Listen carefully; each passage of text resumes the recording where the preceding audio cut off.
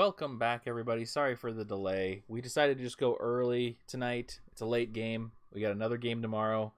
Um, but the Timberwolves lose to the potential best team in the league. One of the best, at least, teams in the league in the Golden State Warriors. And all-star starter Andrew Wiggins, which is probably the most upsetting thing to me tonight over the loss even. Yeah, and that he played pretty fucking well. He did. Actually, he didn't really have to do anything tonight. He just made his shots. I think tonight was the perfect example of why you put any player on Golden State's roster surrounded by Steph, Clay, and I know Draymond didn't play tonight, but you put him on that team and how easy is it for them to thrive? I mean, he was 7 of 13 shooting. I think he hit like 5 of 6 threes or something like that. Insane. Yep. So, I mean, this is the perfect example. And like, if he was on the other side, if he was on our team, it would be a struggle. But Yeah, anyways, the beauty of it all is that no one cared about it. Like, yeah. no one was defending him. He was wide open on every one of his shots, and it was the easiest game in the world for him. Kudos, congrats to Andrew Wiggins. I have to hate it. I have to hate this, but from the sidelines as a person, I'm kind of rooting for you. But fuck off. Like, you didn't want to take your COVID shot. You can go to hell. Yeah, see, that's the one thing that brings me kind of back down is like I get on this train of like, you know what? Maybe I shouldn't be such a hater. Like maybe it's just he's an idiot. Like, he was a nice guy in Minnesota, whatever. Yeah, we got to be over that now. Yeah, I'm over it. But Aiden in the chat says, I don't like What's up, watching Aiden? Malik Beasley play basketball. Yeah, we want to talk about him, but like maybe when he's on another team. I think that might be the next time when I bring him up. I will say that I was screaming at how many minutes he had. Every possession that he was on the court, we looked worse and worse. It was like exponentially worse. I don't understand why Finch is continuing to put him out there for He's so stubborn. Times. I don't understand. Like for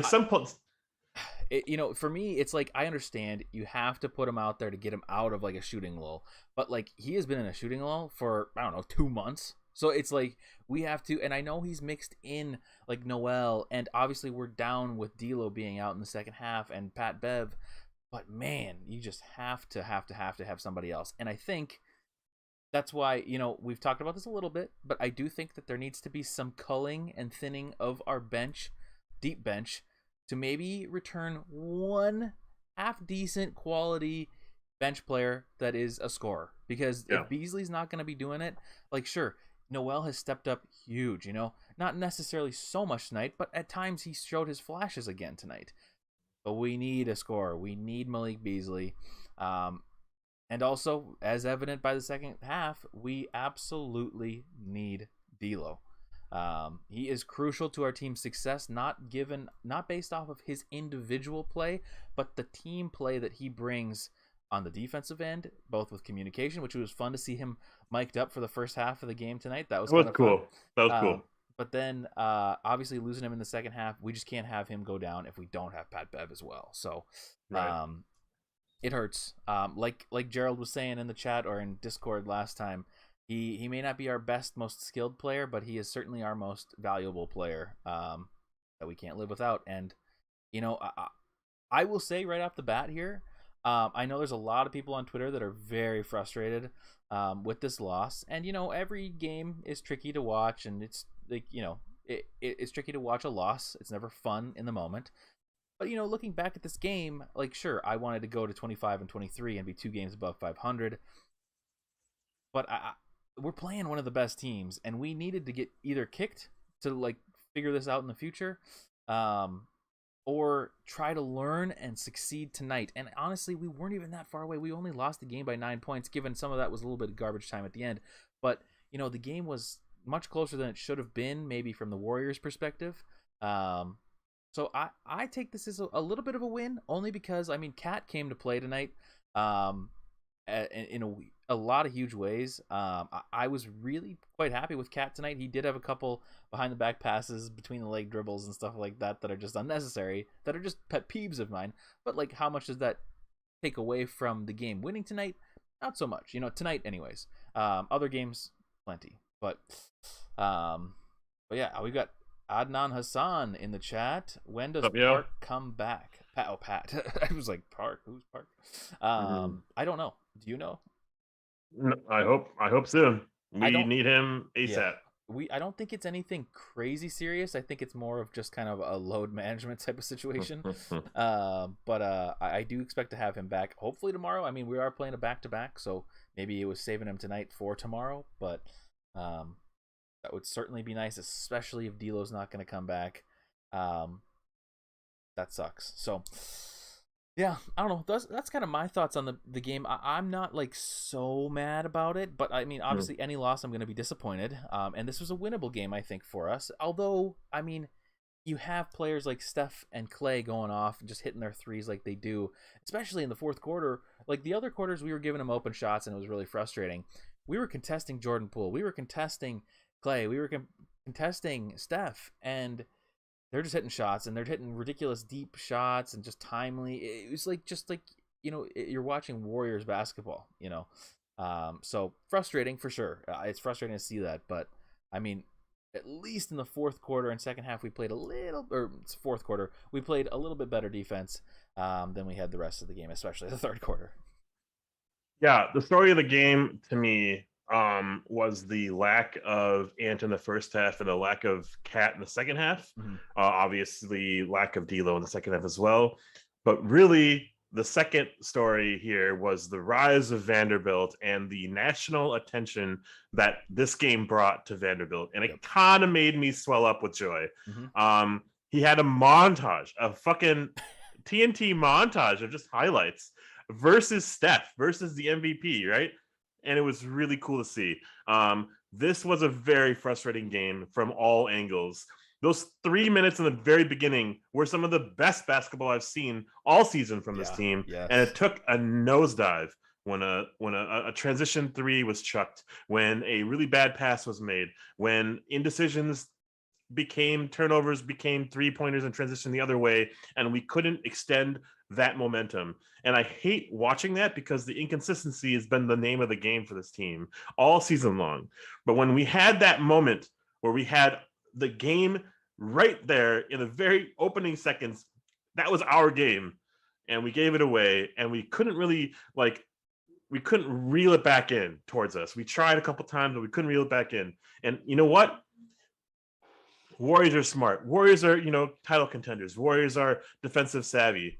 And we just don't have that intensity. We have moments, we have blurps, but we don't know how to focus. We don't know how to rev our engine. We know how to tap the gas pedal, but we don't know how to really run it on a consistent basis. And it frustrates me when we run through Cat, when we don't run through Ant, things don't happen the way that they should. When we run through Ant, things should happen more naturally. It was painful to watch because also guess what happened? Nothing but wide open threes all game long for the Warriors. 20 plus threes. That's 60 some odd points. That's that's more than half their points. It's kind of ridiculous. And we shat the bed, and we couldn't outshoot the Warriors because the Warriors are the Warriors. We decided to go in tank mode midway through the game and just shoot from Steph Curry range from Cat or something like that. Just so stupid, idiotic plays where possessions matter so much. In the margins, in the little possession to possession battles, every fucking possession matters, and it hurt. It really did hurt to watch. But then it's now I know when D'Lo's out. Now I know when Cat's not getting his shit going in the third quarter.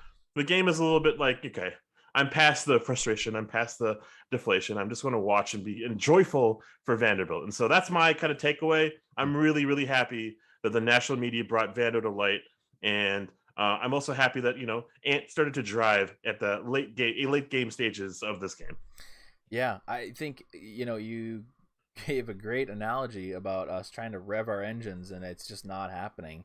And, I think there were times tonight where, exactly like you said, we were kind of tapping it a little bit. We had those moments of wow, this is a team that is a playoff team, a team that might be able to hold their own in a series, and I'm not saying some dominating win. I'm just saying hey, if we went up against another team, we could maybe squeak out some wins, we saw some plays, especially like you said, the first few minutes of the game, first plays of the game were the best Timberwolves basketball I've seen. and I mean that from every player on the court.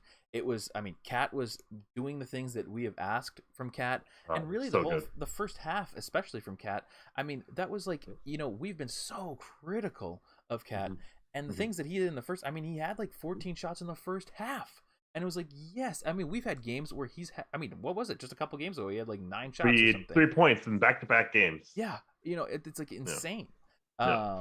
So seeing Cat being able to dominate, which he should have. I mean, like Kevon Looney is not somebody that he should be dominated by, even though Looney's been playing well this year. He's obviously more talented than Looney. So like this should be an easy matchup, which he dominated. I mean, he got at the end. I mean, even though the last foul was in garbage time, he was fouled out. Looney fouled out this game, and Cat was a big part of that. And how many times do we see Cat driving, Cat just doing the things that, like, we like, obviously we want him to be a shooter, but like he was doing everything. He was being that player that he, I think, wants to be in everything. He was driving, he was shooting, he was defending. I thought he had some great passes tonight. It was a pretty good game from Towns, and then in the second half, that didn't happen because he was doubled. So then That's true. Without D'Lo, then Ant has to take true. over, and Ant did not take over. He chucked threes in the third, and he was like 1 of 9 or something like that. You can't have that happen. I understand Ant just had a huge game in the last game. Maybe he's tired or something, but that's not an excuse. I know he's 20.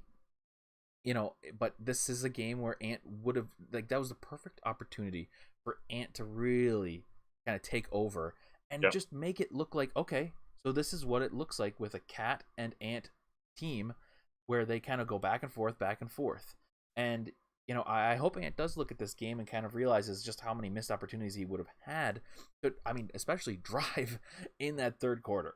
That's going to be the most frustrating thing for me tonight is Ant's lack of ability to take over in that third quarter.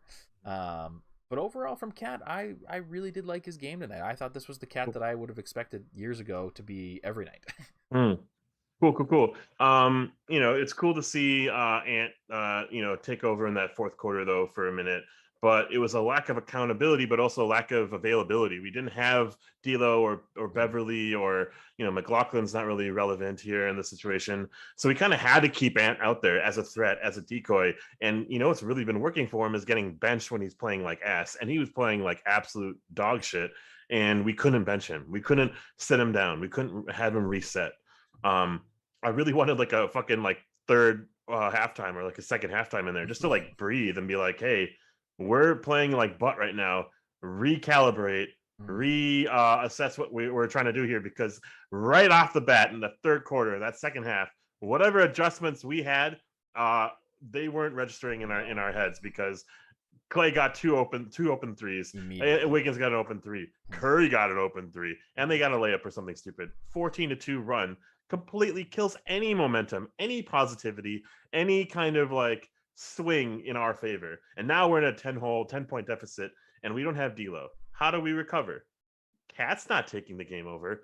Ant's chucking.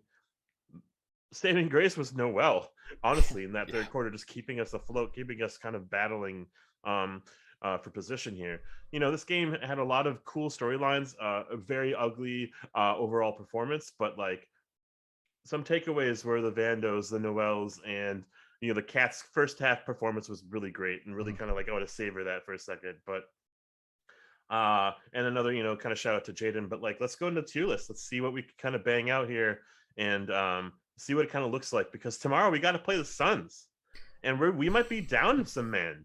And I don't know, like Noel's playing with a bad back. We're kind of forced to play Beasley minutes. Like it sucks. Like it really does. And we're going to be under 500. And I guess we can't win when we're over 500, huh? It seems that way. So we're going to do kind of the same players that we did the other night.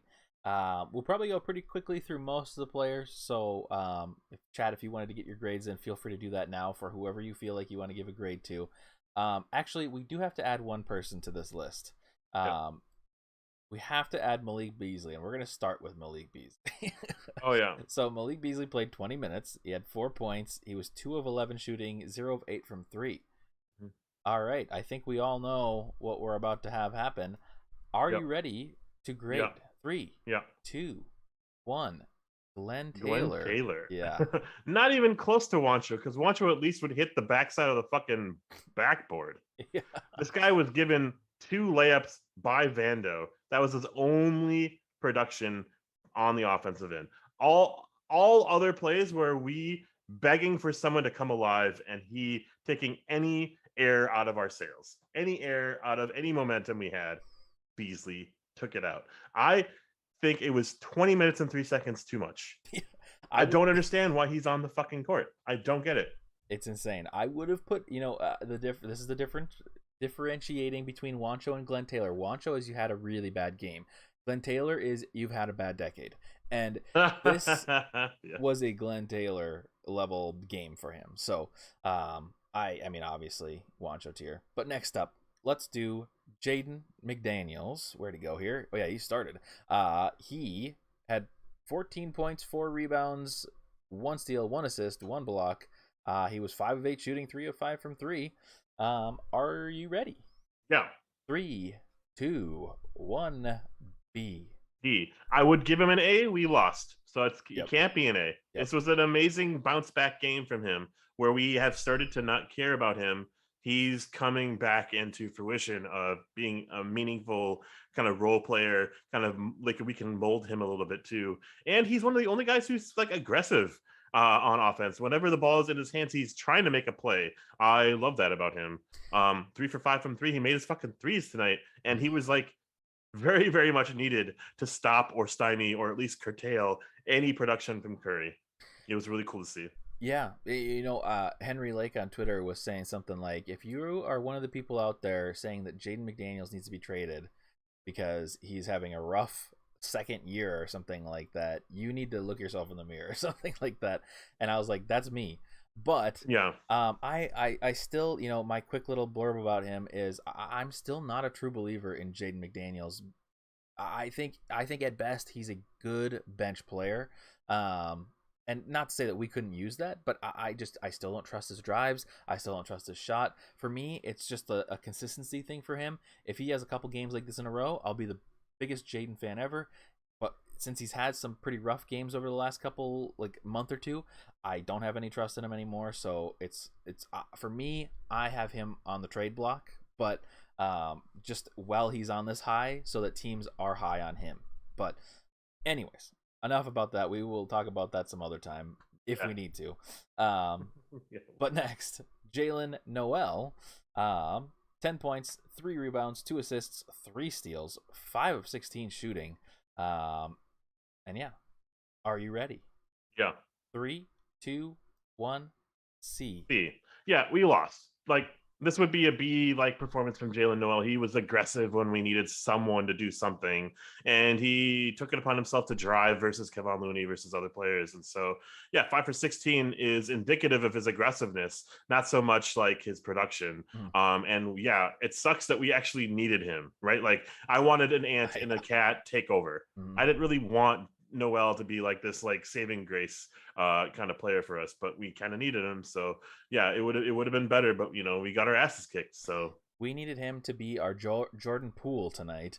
Yeah, totally. He wasn't, which is totally understandable. But that's what we needed. We needed somebody that was going to come in and really initiate offense for D'Lo being out and Pat Bev being out, and we needed more scoring. But I mean, what do we expect out of Noel? Right now, it's a little up in the air, but like I think this was a decent effort, and like you said, we lost, so C. Yeah. Honestly, I would even raise this up to a B because he played the fucking entire second half on a bad back, right? So I don't know. That's true. All right, well, we're gonna quickly do D'Lo. He probably doesn't even really need to be here, but yeah, I guess 8 points, 4 rebounds, 5 assists in 19 minutes. He was 3 of 10 shooting though. It was a rough shooting night from the get go. You ready to grade? Yeah. 3, 2, 1. C. D. Ooh, maybe it's D a for C. D'Lo. No, I'll go up to a C, just because. So my reasoning, I was gonna say D, is because his shots were just taking us out of the game in the beginning. But you kind of almost have to balance the fact that like our team crumbles without him. So like the first half, I do credit somewhat Russell because he kind of is the glue that keeps everything else together, because people do have to stay up on him even if he's missing shots. But obviously 10 missed shots in that short of, or not 10 missed shots, 10 shots in that amount of time and not shooting that well on them hurts us. So, but I guess a C. I don't know. He's the only one talking on the court, man. Like Vando's awesome and everything, but Vando doesn't say anything. Cat is like ahead of the play, so he's guarding like the switch, right? He's hedging and whatever, so he's behind or he's ahead of the action, so he can't call out anything. And Ant is quiet and was invisible tonight for the most part. So yeah, we needed Russell. And look, like it was sad and mostly embarrassing to see Russell out there and heaving and missing, and we're seeing the other trade recipient score on open threes, and Kuminga getting a fucking dunk or whatever. It's like that sucked to see. But like, yeah, just I want a healthy D'Lo for more than 15 games. That's all I want. And so like take as much time as you not need right now, but like we need you back fully healthy. Like I don't know, we can't keep going with this like on and off kind of thing. Yeah, it's same, and the same kind of goes for Beverly, because we can't have 2 point guards that are like this where they're both going in and out all the time and then they overlap at the same time. We can't have that. So you had a really good point in your opening like kind of diatribe, like or like opening segment, where it's like basically like the second half happened and they just made adjustments where they sagged into the paint and we didn't really react and we just chucked. And with D'Lo out there, at least they have to be a little bit more honest. Mm-hmm. And when it's just Ant chucking and Cat not taking shots, like it's very predictable. Yeah, because they can put pack the paint. They can put 2 or 3 people on Cat and then just have one person on Ant who's going to do a step back 3. Yeah, there's the game. That's the game. That's it. So yeah, so D'Lo is so critical for any amount of success that this team can have, and so just get well soon, man. We need you seriously. All right. Well, next up, actually, let's do Vando next. I don't want to jump straight to Cat. So Vando, he had 9 points, 8 rebounds, 3 of 4 shooting. He had 3 personal fouls, which I think some of his fouls were kind of crazy. They were all ticky-tack, man. They were all ass. It was really annoying. But as mentioned, he got tons of national media attention tonight, which is good in many ways. Good for him, good for us, and lots of different reasons. But are you ready to grade Vando? Yeah. All right, 3, 2, 1, A. B plus, A minus. We lost. I can't give A's to anyone. I won't even like spoiler. I won't even give it to Cat because we lost. And this was a statement game. This was a game where the whole fan base was behind you tonight. Mm-hmm. We just got back from an ESPN interview, which was nothing but hilarious, and got us revved up, got us form warrioring, right? Mm-hmm. Like we were all over the internet, just like waiting for this game, and kind of gave us a stinker in that second half. And so Vanderbilt, I love you. That's nothing to do with you, but it's just we lost. And, maybe the O boards weren't there for you tonight. I don't know what happened, but the O boards weren't there. You were guarding Curry. You were guarding Clay. You were guarding Wiggins. You were guarding everyone that was hot, and it was awesome to see. Mm-hmm. They still got theirs, so it's like a lot of that effort that you did is a lot of energy. It's great to see. We need more like kind of like that should breed into the other players, and we didn't see that from anyone else. And so I wish, for some reason that Vando could be a little bit more assertive and like outspoken about like what he needs from his other peers. And he's not that. He's just kind of doing the things that we need. He's the glue. He needs to be a little bit more kind of like hot glue. Ooh, I like that. I don't know what that was. That's something. Aggregate that. I don't know. Well, you kind of made the transition for us right to Cat. So let's do Cat next. So let's do him. Cat had 31 points, 12 rebounds, 6 assists, 2 steals. He was 12 of 22 shooting, and ended up with 4 personal fouls. I seem like I don't even remember any of them, but I remember one. But okay, you're ready to grade? Yeah. We're gonna be different. You're gonna be different. That's fine. 2, 1, A. B. Yeah, go for it. I'm fine with you giving him an A. 23 points in the first half, 8 points in the second half. A lot of his rebounds came off of fucking missed free throws. I will say that much. And 6 assists were great. He was very, very assertive in the passing regard. But like, don't pass to Josh Okogie. Don't pass to Malik Beasley. Don't pass to those players. I need you to be like 30 shots a game. Shaq said at halftime, I bet you Cat watched the Philly game. Yeah, maybe he watched part of it. He didn't watch the whole game where, Embiid dominated. Yeah. I wanted you to dominate this game because they had Kevon Looney in foul trouble all game. Mm-hmm. They had Nemanja Bjelica who couldn't guard you for shit. they had to switch for like Otto Porter, and you could take him to school. You were going for 50. You were on your way to 50.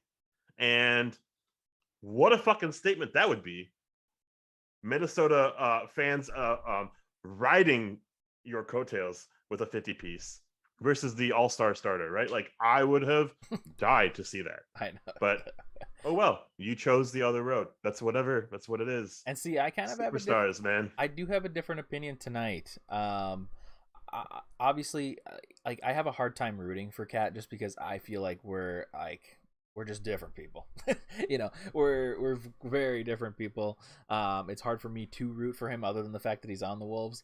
But yeah, okay, and I just saw Marion say it, and I have to mention it.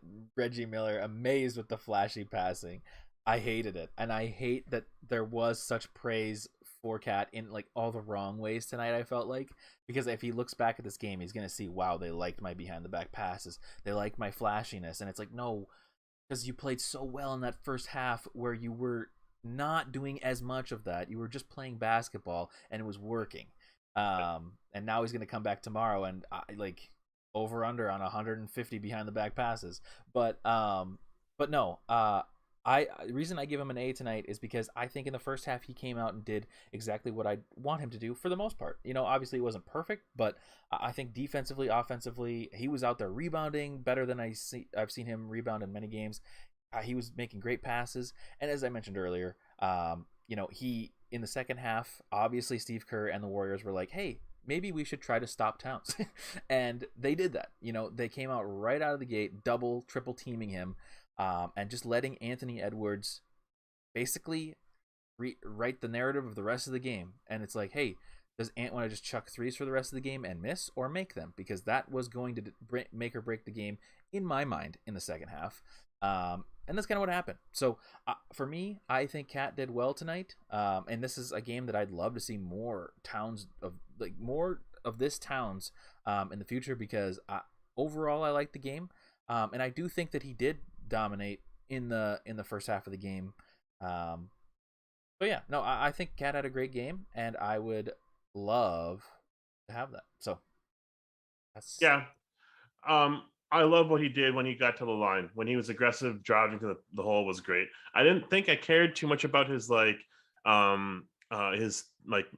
mid to like long range game as much. Tonight, yeah. He took a little bit too many of those dumbass shots, and then I think the threes, I think I wanted him to do more. He was very he was kind of like center focused on the court for the first half, and then he was kind of all over in the second half. However, he only took like 6 shots in the second half, and one of them was like a late clock fourth quarter 3 in the corner, because Ant had this like terrific pass to him in the corner. Like, I just wanted more from my superstar Scorpio. So that's it. Yeah. Well, we are on to Anthony Edwards. So Anthony Edwards had 27 points, 6 rebounds, 6 assists. Great stat night. Although he was 8 of 18 shooting, not great. And 2 of 11 from 3. However, also in the first half, another thing that I forgot to mention this. We got to the line a ton. And it felt like right to me. It felt like the fouls that I expect to see, and maybe that is something you'll see more late season playoff time. I'm not sure, but I loved it. Ant had 9 free throws tonight, but and he made all 9 of them. Wow. But are you ready to grade Anthony Edwards? Yeah, I think we're gonna be different on this one. Maybe. Okay. 3, 2, 1, D.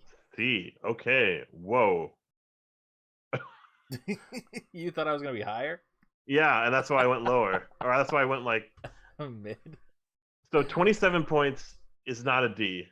27 points is where like the second year player gets his late in game situations. Yes. I'm just really happy in the fourth quarter. He took it to the hole. He got to the free throw line. Mm-hmm. He did the things that we want him to be for this team to be any amount of successful. You know what? We're going to be so fucking predictable in the playoffs. Let's get there first. But we're going to be fucking swept if this is how we play. Because if we're just chucking, no one's doubling you. No one's they're sagging off on you because you are lethal on the drive. You are lethal with the drive and kick. You are lethal with your strength. And if you are 2 for 11 from 3, pick a different avenue. Pick a different way to play. change it up. Mm-hmm. I loved what I saw in the last couple of games from you because you said, this ain't shit. This shit ain't working. D'Lo and Cat suck right now. Take it upon myself and take over the game. Tonight, you kind of just stood by, and I hated seeing that. And then when it didn't matter, you started scoring a little bit more and started cutting close. You got a couple threes. That was cool and everything. That's fine. But it was too late. It was too fucking late. It was kind of the story of the whole Timberwolves game is like we saw some flashes of like what we want and what we are hopeful for.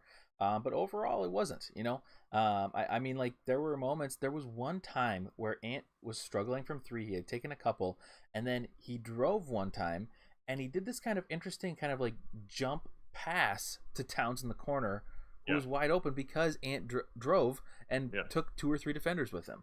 And it was like, wait a second. So good. Yeah, replay this a million times tonight. Yeah. Like, I want you to see this and do this tomorrow and every game going forward, because obviously, like, to succeed, we need both Cat and Ant to be on their games, or at least one of the two.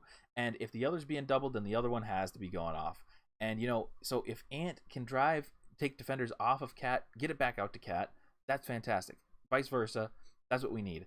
And, you know, it just, like, Ant was just settling more for the three, and it's still frustrating to see because we've seen it so many times this year. So, my reasoning for D is just because, like, I think when Cat started getting doubled in the beginning of the second half, Ant didn't attack. He settled for threes, and like you said, choose a different avenue. Like, you have same with, like, I mean, maybe not the same with Malik, but, like, you know, like, if your shot is not going in, like, you have multiple talents. You're not like a one-trick pony. You're not just a 3-point shooter, you know. Like, you clearly can drive, you clearly can dunk, and, like, your playmaking ability should give you open targets to pass to. So, you know, he's 20, so maybe he still needs more time for his, like, brain to learn the game and have the game speed down even more, or, like, slow down even more. But still, it's just frustrating because we've seen it multiple times now, many times this season, and I mean, the same criticism that I give Cat on a nightly basis. I don't really care about your stats. I care about how you're affecting winning. And tonight there was some affecting of winning, but overall it was just kind of like a selfish 3-point party, you know. Yeah, great point. It was selfish. Yeah, totally. Unavailable and then selfish. Like, I didn't like that half. And I just don't know why you went on ESPN to say this shit. I think I think they wanted some views and ride some highs of that Black Jesus meme. Don't fucking call yourself Black Jesus and then have a stinker like this. I'm sorry. These games are way too meaningful. This is a potential playoff battle. Like, mind you, the Warriors are going to be so much better come playoffs than this current version. I don't know if we can stand up to this team the way they are currently constructed. Will we be able to when Clay's fully healthy, when Draymond Green's back, like, and Andre Iguodala's back? I don't know. We're going to be so fucking predictable. I don't know, right? How are we going to run our offense? It's going to be really rough and interesting to see. I want these next few games to see what we can kind of determine who's going to really, like, kind of take the game into their own hands. And I'm kind of hoping it's Ant. And like, playoff picture wise, like, we could match up well against the Suns. We can match up well against the Warriors and the Grizzlies, but we play so predictably that I worry. I do really worry. But right now, we shouldn't even be thinking about the playoffs. We should be thinking about the next few games leading into the All-Star break. And we have a rough one, folks. We do. Like, so the next few games are rough, but just to ease everyone's mind, after these next few rough games, we have a very, very, I won't say easy, I will say winnable stretch. Because the next couple games are not good. We play, I mean, obviously tonight we played the Warriors, which is a tough one. We play back-to-back tomorrow night in Phoenix against the Suns. And then on Sunday we come back to play the Jazz. And then we play the Nuggets on Tuesday, so that's rough. But then those next 4 games, it's Pistons, Kings. So, wow. You know, erase all the mistakes. It could erase a lot of losses that we could incur. I don't know what I'm trying to say. Pick up along the way here in the next couple of games. So I'm hopeful that those games, and obviously we know as Timberwolves fans that just because we're playing a lesser opponent, even if they're significantly lesser, that does not mean it's a win. So, but yeah, and you brought up some points. I know we don't want to talk about playoffs too much and talking about the next couple games, but I think tonight shows the importance of like, hey, this is still like, obviously the Warriors are a better team than us, obviously, and that is 100% a reason why you should be fighting for your lives during the regular season, so that you do not have to play in a play-in to play against the Warriors. Because dude, totally. And tomorrow we're playing the Suns, which are likely the 1 and 2 seed. So like, we need to win, and like, obviously if we're losing to these teams now and we're giving it our all, you cannot take games off against the Pistons. You cannot take games off against the Kings, because you need to be fighting for your life for that 6th seed. Because I honestly do think that even if we're playing a really good team, even that one we don't match up great with, I think we have a chance if we have a 7-game series. There's like a chance. We make tons of mistakes. We are not perfect. We are certainly not going to sweep anybody in the playoffs, no matter the team. Even if it was like the Houston Rockets, we're not going to sweep the Houston Rockets. But I do think that there is this glimmer of hope that if we made a 7-game series against maybe not the Warriors or the Suns, we might have a shot. But I think so far this season we have not really, especially tonight though, when both teams were relatively healthy, we did not show our best, and I think the Warriors showed that they could clearly dominate us in a 7-game series. So that's kind of my thinking going forward in the season. Yeah, let's rehash this conversation later. Mm-hmm. I love the idea that we're going to be kind of like stressing our output, like in these next 2 games, like who are we and who can we test against the mightiest of the West. And then we have this like rebound session versus the like kind of like the doldrums of the NBA. Let's recuperate after those 8 games and like kind of see where we are as a pulse in the pulse of the league. But like, man, the playoff hunt is real. We are going for it, and we need to. And that also means, Gupta, get your ass on that phone, iPhone or flip phone or whatever the Samsung shit is, and make some deals, man. I feel like we need a small like change that is going to reinvigorate this team. The change meaning like Layman, Beasley, Nas, like some of the crap that's on our team right now. Nas is not crap, but he might as well be part of this like play to get something, to get a big, to get a defensive big, or to get another scorer, just a splash scorer. We need someone to rely on, accountable as a 7th man, because we only have 6 players right now. That's true, and you can't win against many teams with only 6 players. So trade deadline is February 10th, so we have only a little bit of time. I'm not sure if we're going to do a show tomorrow night, but I would like to be doing a show here. I'm thinking I might go to the game again on Sunday, so maybe we could do a late Sunday night stream. Yeah, I'll be there. But for Sunday, it might be depending on how tomorrow goes and how Sunday goes. It might be good to kind of, and maybe regardless, just go over some possible trades. So yeah, let's do it. Us, you and me, actually. Homework. We got some homework. We've got a little bit of homework. Just come up with like a trade. We'll go through some trade reactions, both from you guys in chat and on the Discord. We'll do that. We'll maybe put them up on the screen, talk about them, think if we would do. We'll play GM Ashwin and GM Cameron, and see what we would say. And these can be big trades, these can be small trades, but obviously, if we're trying to stay realistic, we're probably only going to be doing smaller trades here coming up to the trade deadline. I don't have any sense that we'd be going out there and getting like a Miles Turner or getting a Ben Simmons or something like that. I don't think anything like that's going to happen.